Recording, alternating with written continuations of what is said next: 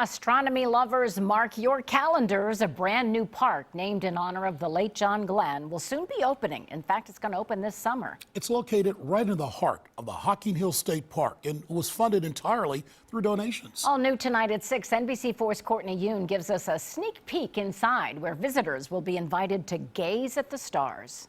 The final touches of the John Glenn Astronomy Park are being finished up right now. It was designed to give the public a place to enjoy the pristine night sky. People need a place to go actually and see the night sky. The Milky Way is almost impossible to view from within where I live in the city of Columbus. But there's hardly any light pollution here inside Hocking Hills State Park. I want people to come by and be inspired by the night sky. Amateur astronomer HOEHNE designed the John Glenn Astronomy Park. It not only honors the night sky, but the most important star of all, the sun. On the first day of every season, the sun will rise through those gaps and track along them and cast a shaft of sunlight toward the center of the plaza that people can watch in a really neat way. No detail was left behind, including 24 marks on the plaza to represent each hour of the day, and a ball that sits at the North Celestial Pole.